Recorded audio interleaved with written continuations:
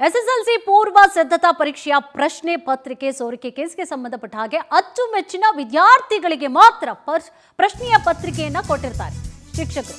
ನೋಡಿ, ಎಸ್ಎಸ್ಎಲ್ಸಿ ಪೂರ್ವ ಸಿದ್ಧತಾ ಪರೀಕ್ಷೆಯ ಪ್ರಶ್ನೆ ಪತ್ರಿಕೆ ಏನು ಸೋರಿಕೆ ಆಗಿತ್ತು ಈ ವಿಚಾರ ಸಂಬಂಧವಾಗಿ ಯಾರು ಫೇವರೆಟ್ ಸ್ಟೂಡೆಂಟ್ಗಳಿರ್ತಾರೆ ಅವರಿಗೆ ಕ್ವಶನ್ ಪೇಪರ್ ಅನ್ನ ಲೀಕ್ ಮಾಡಿರ್ತಾರೆ, ಕೊಟ್ಟಿರ್ತಾರೆ. ವಿದ್ಯಾರ್ಥಿಗಳ ರಿಸಲ್ಟ್ ಚೆನ್ನಾಗಿ ಬರಲಿ ಅಂತ ಹೇಳಿ ಟೀಚರ್ಸ್ ಈ ರೀತಿಯಾಗಿ ಕೃತ್ಯ ಮಾಡಿದ್ದಾರೆ. ಚೆನ್ನಾಗಿ ಪಾಠ ಮಾಡಬೇಕಪ್ಪ, ಕೊಡೋದಲ್ಲ, ಕ್ವಶನ್ ಪೇಪರ್ ಕೊಟ್ಬಿಡೋದಲ್ಲ, ಚೆನ್ನಾಗಿ ಪಾಠ ಮಾಡಬೇಕು. ಟೀಚರ್ಸ್ ಮಾಡಬೇಕಾಗಿರೋದೇನು, ಮಾರ್ಕ್ಸ್ ಚೆನ್ನಾಗಿ ಬರಲಿ ಅಂತ ಕ್ವಶನ್ ಪೇಪರ್ ಲೀಕ್ ಮಾಡೋದಲ್ಲ, ಚೆನ್ನಾಗಿ ಅವ್ರು ಪಾಠ ಮಾಡಬೇಕು ಅಚ್ಚುಕಟ್ಟಾಗಿ.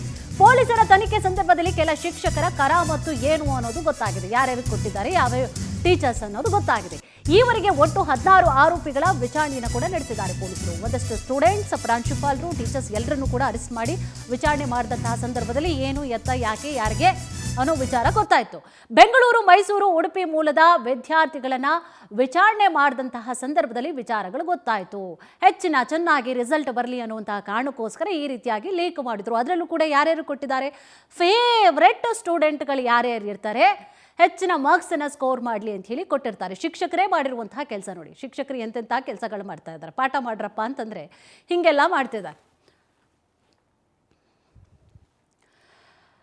ಇದೇ ವಿಚಾರ ಸಂಬಂಧವಾಗಿ ಹೆಚ್ಚಿನ ಡೀಟೇಲ್ಸ್ ಅನ್ನ ಕೂಡ ನೀಡ್ತಾ ಹೋಗ್ತಾರೆ ನಮ್ಮ ಪ್ರತಿನಿಧಿ ವೆಂಕಟೇಶ್. ಎಸ್ ವೆಂಕಟೇಶ್, ಈಗ ಈ ಹಿಂದೆ ಯಾರನ್ನೆಲ್ಲ ಅರೆಸ್ಟ್ ಮಾಡಿದ್ರು, ಜೊತೆಗೆ ಏನೆಲ್ಲ ವಿಚಾರಗಳು ಈಗಾಗಲೇ ಪ್ರಾಥಮಿಕ ತನಿಖೆಯಲ್ಲಿ ಗೊತ್ತಾಗಿದೆ, ಏನಿದೆ ಕಂಪ್ಲೀಟ್ ಮಾಹಿತಿ?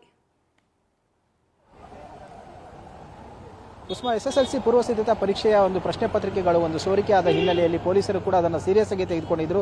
ಉತ್ತರ ವಿಭಾಗದ ಸೈಬರ್ ಕ್ರೈಮ್ ಪೊಲೀಸರು ಕೂಡ ಆರೋಪಿಗಳ ಪತ್ತೆಗೆ ಮುಂದಾಗ್ತಾರೆ. ಆಗ ಒಂದಷ್ಟು ಲಿಂಕ್ಗಳು ಕೂಡ ಸಿಗುತ್ತೆ. ಅಂದ್ರೆ ವಾಟ್ಸ್ಆಪ್ ಮತ್ತೆ ಇನ್ಸ್ಟಾಗ್ರಾಮ್ಗಳಲ್ಲಿ, ಸೋಷಿಯಲ್ ಮೀಡಿಯಾಗಳಲ್ಲಿ ಕೂಡ ಈ ಪೇಪರ್ಗಳು ಲೀಕ್ ಆಗಿರುತ್ತೆ. ಅದರ ಆಧಾರದ ಮೇಲೆ ಪೊಲೀಸರು ತನಿಖೆಗೆ ಮುಂದಾಗ್ತಾರೆ. ಆ ಸಂದರ್ಭದಲ್ಲಿ ಕೆಲವು ಟೀಚರ್ಸ್ಗಳು ಈ ಒಂದು ಪ್ರಶ್ನೆ ಪತ್ರಿಕೆಗಳನ್ನ ತಮ್ಮ ಫೇವರೇಟ್ ಸ್ಟೂಡೆಂಟ್ಗಳಿಗೆ ಕೊಟ್ಟಿರುವಂತದ್ದು ಗೊತ್ತಾಗಿದೆ. ಅಂದ್ರೆ ಇಲ್ಲಿ ಕೊಟ್ಟಿರುವಂತಹದ್ದು ಕೂಡ ಬೆಂಗಳೂರು, ಮಂಗಳೂರು ಸೇರಿದಂತೆ ಮೈಸೂರು, ಶಿವಮೊಗ್ಗ, ಹೀಗೆ ರಾಜ್ಯದ ಬೇರೆ ಬೇರೆ ಜಿಲ್ಲೆಯ ಶಿಕ್ಷಕರು ಈ ರೀತಿಯಾಗಿ ಪ್ರಶ್ನೆ ಪತ್ರಿಕೆಗಳನ್ನು ಕೊಟ್ಟಿದ್ದಾರೆ. ಆದರೆ ಇವರು ಯಾರಿಗೂ ಕೂಡ ಇಂಟರ್ ಲಿಂಕ್ ಇಲ್ಲ, ಬದಲಾಗಿ ತಮಗೆ ಬೇಕಾದಂತಹ ವಿದ್ಯಾರ್ಥಿಗಳಿಗೆ ಕೊಟ್ಟಿದ್ದಾರೆ, ಹಾಗೆ ಹೆಚ್ಚಿನ ಒಂದು ಸ್ಕೋರ್ ಮಾಡಲಿ ಅಂತ ಹೇಳಿ. ಆದರೆ ಆ ಮಕ್ಕಳು ಕೂಡ ಅದನ್ನ ಆ ಪೇಪರ್ಗಳನ್ನ ಒಂದು ಫೇಕ್ ಅಕೌಂಟ್ಗಳನ್ನ ಕ್ರಿಯೇಟ್ ಮಾಡಿಕೊಂಡು ಅದರಲ್ಲಿ ಅರಿಬಿಟ್ಟಿದ್ದಾರೆ. ಹಾಗಾಗಿ ಅದನ್ನ 200 ರೂಪಾಯಿ 300 ರೂಪಾಯಿಗೆ ಮಾಡಿದ್ದಾರೆ. ಹೀಗೆ ಒಂದು 3 ರಿಂದ 4 ಜನ ವಿದ್ಯಾರ್ಥಿಗಳ ಅಕೌಂಟ್ಗಳನ್ನ ಪರಿಶೀಲನೆ ಮಾಡಿದಂತಹ ಸಂದರ್ಭದಲ್ಲಿ 2,500, 3,000, 4,000 ಹೀಗೆ ಅವರ ಅಕೌಂಟ್ಗಳಿಗೆ ಹಣ ಕೂಡ ಸಂದಾಯ ಆಗಿರುವಂತದ್ದು. ಆ ಹಿನ್ನೆಲೆಯಲ್ಲಿ ತನಿಖೆಯನ್ನ ಮಾಡ್ತಾ ಇದ್ದಾರೆ. ಈಗ ಸದ್ಯ ಪೊಲೀಸರು ಕೂಡ 16 ಜನ ಆರೋಪಿಗಳನ್ನ ಬಂಧಿಸಿ ಈಗ ವಿಚಾರಣೆ ಮಾಡ್ತಾ ಇರುವಂತದ್ದು. ಅದರಲ್ಲಿ ಪ್ರಮುಖವಾಗಿ ಪ್ರಿನ್ಸಿಪಾಲ್ ಸೇರಿದಂತೆ ಟೀಚರ್ಸ್ ಇರುವಂತದ್ದು. ಆದರೆ ಈ ವಿದ್ಯಾರ್ಥಿಗಳನ್ನ ಈಗ ಅರೆಸ್ಟ್ ಮಾಡಕ್ಕೆ ಆಗದ ಹಿನ್ನೆಲೆಯಲ್ಲಿ ಅವರಿಗೆ ವಿಚಾರಣೆ ಮಾಡುವಂತ ಕೆಲಸವನ್ನ ಮಾಡ್ತಾ ಇದ್ದಾರೆ.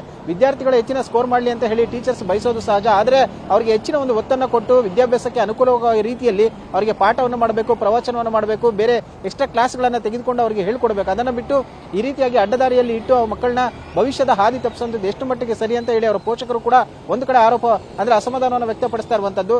ಈಗೇನಾದ್ರೂ ಈ ಒಂದು ಪ್ರಶ್ನೆ ಪತ್ರಿಕೆ ಏನಾದ್ರು ಸೋರಿಕೆ ಆಗಿದ್ದು ಸಕ್ಸಸ್ ಆಗಿದ್ರೆ ನೆಕ್ಸ್ಟ್ ಮೇನ್ ಎಕ್ಸಾಮ್ಗಳು ಏನಿರುತ್ತೆ ಅಂತ ಕ್ವಶನ್ ಪೇಪರ್ಗಳನ್ನು ಕೂಡ ಇವರು ಹಣಕ್ಕಾಗಿ ಮಾರಾಟವನ್ನು ಮಾಡ್ತಿದ್ರು ಅನ್ನೋಂಥದ್ದು ಕೂಡ ಸದ್ಯ ಈಗಿರುವಂತಹ ಅನುಮಾನ.